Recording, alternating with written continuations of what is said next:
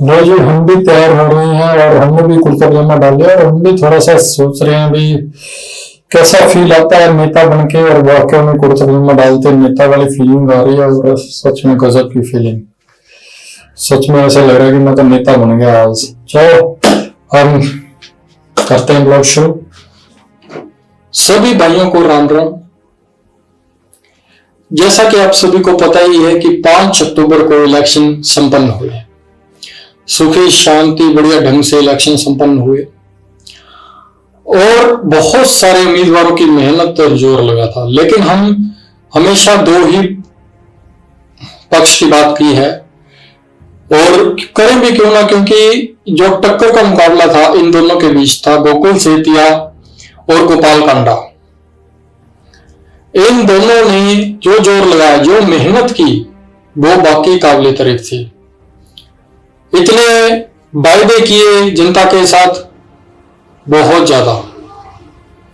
लेकिन वादे हर कोई करता है, जो भी उम्मीदवार खड़ा होता है वो वादे करता है, लेकिन सीट पर बैठने के बाद उन वायदों को हमेशा भूल जाता है।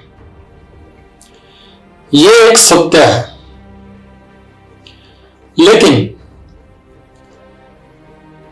जीता कोई भी है, कोई भी जीते, हम तो ये कहेंगे कि चाहे गोकुल सेतिया जीते, चाहे गोपाल कांडा जीते, वो जो उन्होंने वायदे जनता से किए हैं उन वायदों को 100% पूरा करें।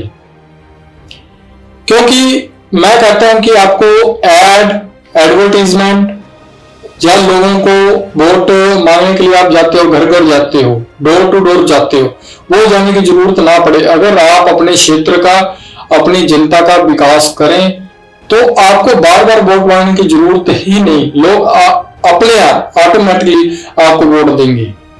आप एक अच्छे उम्मीदवार वाले कार्य कीजिए। तो हमने एक बात कही थी कि दोनों के बीच कड़ा मुकाबला है, पर लेकिन जो हमने 5 अक्टूबर को देखा, जो महसूस किया,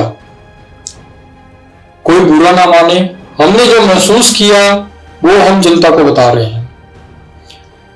और कई जगह तो आप सभी देख भी रहे होंगे कि पार्टियां शुरू हो चुकी हैं, कि कईयों को लगता है कि मैं जीतूंगा, मेरा कोई मुकाबला नहीं कर सकता। लेकिन जो हमने जनता के बीच रह के जो हमने महसूस किया कल वोटिंग बूथ पे, तो हमें यहां तक लग रहा है कि गोकुल सेतिया इस बार विधानसभा की सीट को निकाल सकते हैं सिरसा से।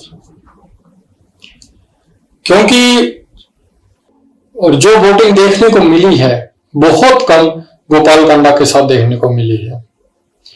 पर लेकिन ये एक हमारा एक तथ्य है, हम एक अनुमान लगा रहे हैं कि ऐसा हुआ है, क्योंकि हमने जो लोगों की राय, जो लोगों के बीच जाके हमने महसूस किया है, उनसे हम इस हद तक ये पहुंचे हैं।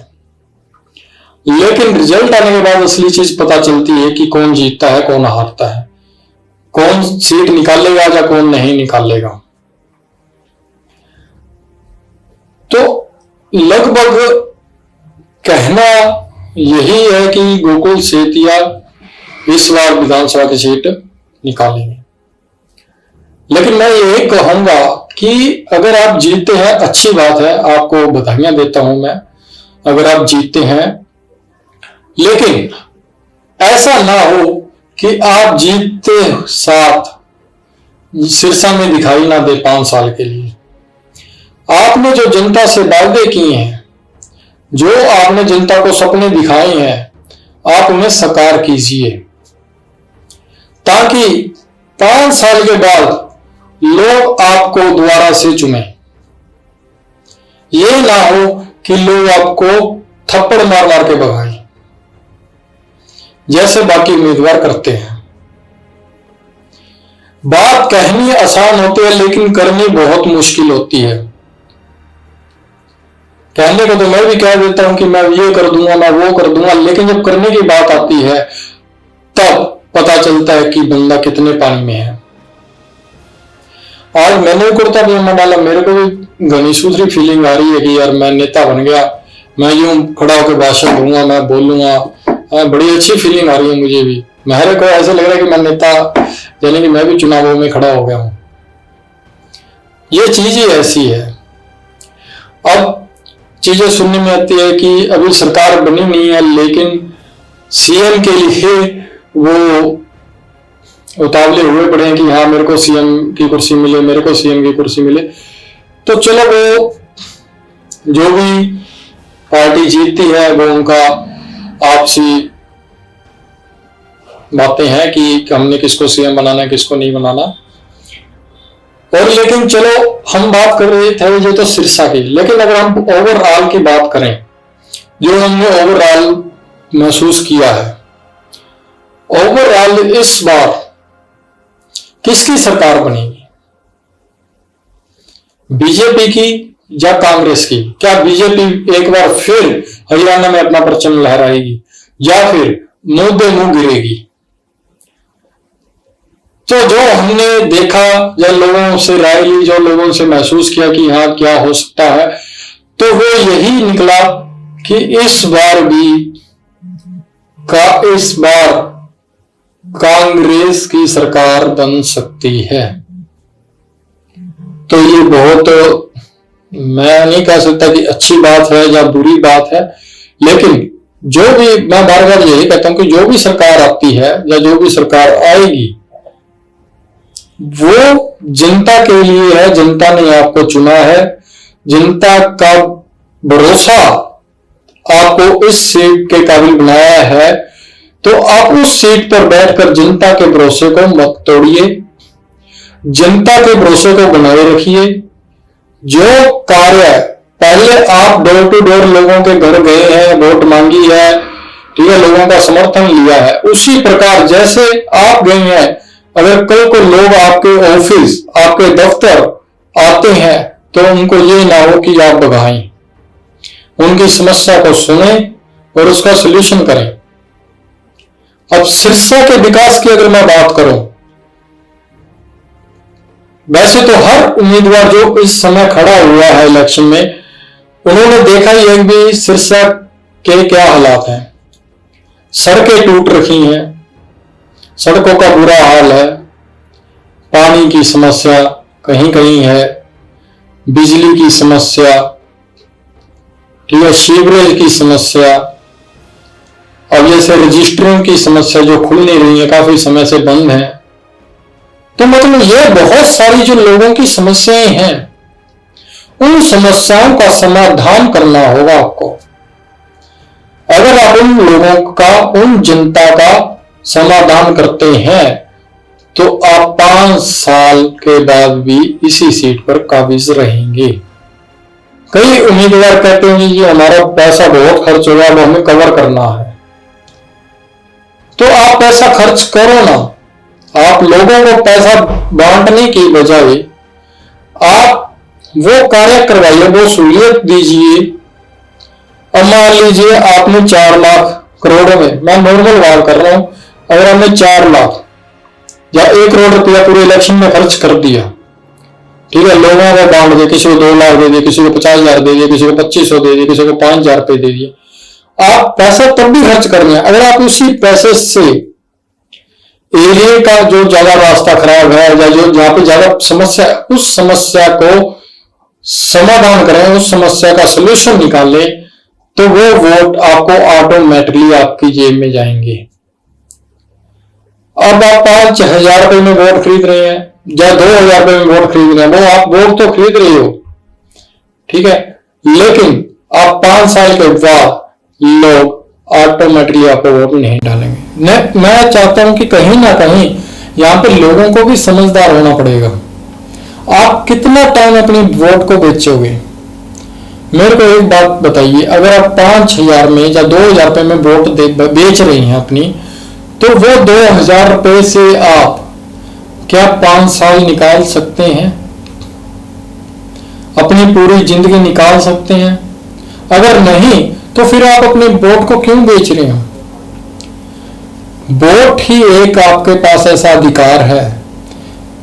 मैं बीच में ये बात कहना चाहूंगा कि लोग कहते हैं, बातें करते हैं अक्सर कि महंगाई बढ़ गई, महंगाई बढ़ गई, तेल बढ़ गया, ये हो गया, वो हो गया, लेकिन उसके पीछे कहीं ना कहीं जनता का हाथ है। अगर आप अपने वोट का सही यूज करें, सही तरीके से यूज करें, अपने वोट को ना बेचें, अपना वोट की कीमत को समझें, तो मेरे हिसाब से ये नौबत ना ही आई। फिर अगर आप अपनी वोट 2000 या 5000 जितने में भी बेच रहे हो, फिर आपको ये बातें करने का कोई अधिकार नहीं है कि महंगाई बढ़ रही है, इतना महंगा हो गया, हर चीज महंगी हो रही है, ये हो रही है, सरकार ये कर रही है। आपको कोई मतलब नहीं है वो चीजें कहने का। तो आपको सबसे पहले अपनी वैल्यू, अपनी वोट की वैल्यू समझनी होगी। जो लोग थोड़े से टाइम के लिए, पैसे के लिए अपनी वोट बेच रहे हैं, तो मैं उनसे गुजारिश करूंगा कि अपने वोट को बेचना बंद कीजिए, क्योंकि आप उससे अपने परिवार का गुजारा 5 साल नहीं कर सकते। अब 2000 रुपये में आपकी वोट बिक गई, उम्मीदवार ने आपको 2000 रुपये में खरीद लिया, उसके लिए 2000 की कोई बड़ी बात नहीं है, मगर आपके लिए वो 2000 की अहमियत जरूर है। अब आपको वो 2000 रुपये या 5000 रुपये अच्छे लग रहे हैं, लेकिन कुछ समय बाद, क्योंकि उम्मीदवार जब अपनी जेब से पैसा खर्चा करेगा तो वो कंप्लीट भी करेगा, वो पूरा भी करेगा। पूरा कहां से करेगा? आपकी जेब से निकालेगा, चीजें महंगी होंगी, ठीक है, हर चीज पे महंगाई बढ़ती जाएगी, तो उसका असर आम जनता पे पड़ेगा। तो फिर आप अपनी वोट क्यों बेच रहे हैं?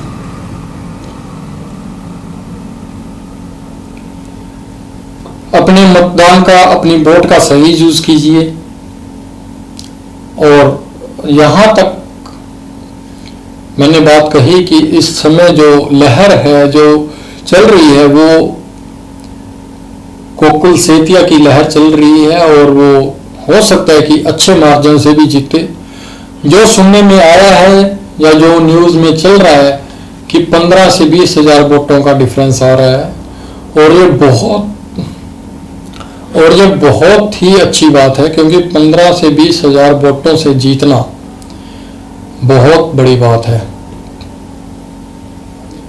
तो मैं सोचता हूं कि ये तो एक तरफा मुकाबले वाली बात है, कि ये एक तरफा मुकाबला है। अगर 15-20 हजार वोट से जो मतलब एक्यूरेट जो रुझान आ रही हैं, अगर वो एक्यूरेट हैं, निकलते हैं, तो फिर ये बहुत बड़ी बात है कि आप, क्योंकि दोनों ही विपक्ष बहुत मजबूत हैं, दोनों के पास पैसा है, दोनों ही विपक्ष बहुत मजबूत हैं, ठीक है, दोनों कांटे की टक्कर पे लड़ रहे हैं। और अगर उन दोनों के बीच भी अगर 15 से 20 हजार रुपये वोट से कोई जीतता है, तो वाकई में ही बहुत बड़ी जीत है, ये बहुत बड़ी टक्कर, और एक तरफा मुकाबला है ये। तो मैं अंत में फिर यही बात दोहराना चाहूंगा कि आप जीत रहे हैं, अच्छी बात है, कोई भी जीत रहा है, अच्छी बात है, लेकिन आप उस जीत को अगर आप अच्छे से मनाएं तो ज्यादा बढ़िया है। लोगों के बीच रह के लोगों की सेवा करें, लोगों की परेशानियों को समझें, सबसे बड़ा फायदा आपको 5 साल बाद देखने को मिलेगा। आपको पैसा खर्चने की भी जरूरत नहीं है, आपको वोट खरीदने की भी जरूरत नहीं है। गलती उम्मीदवारों की नहीं, गलती हमारी है, आम जनता की है, कि हम कुछ टाइम के लिए, पैसों के कुछ लालच के लिए हम अपनी कीमती वोट बेच देते हैं। मैं इस बात पे सख्त खिलाफ हूं कि लोगों को समझ नहीं है, या जागरूक नहीं है, या फिर उनको इनसे कोई लेना देना नहीं है। लोगों की सोच ऐसी हो चुकी है कि कोई मर्जी जीते, हमें कोई फर्क नहीं पड़ता।